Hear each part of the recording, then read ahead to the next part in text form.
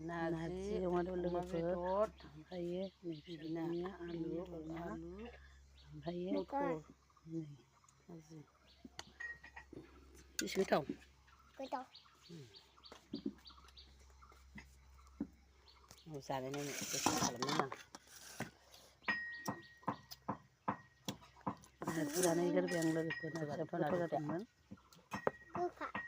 Berat boleh dah. Sampai tas usung nagaran pemen lagi pun. Tas usung nagaran. Kau tahu tak baik, baik tas usung ah. Tahu mu. Tas usung kau tahu tak baik. Kira pasti Nak jago tu. Sebab kambing kan. Nak jam yang menan sungai. Tas usung ah. Ni fung sungai. Tahu tak macam fung yang. Sana ni satu. Binung ni, nung lebih biru lah. Tu pun naik lang berhat tu. Kasih mu. Ya. Benar boleh.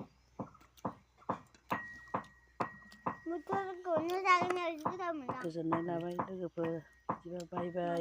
Kesenang.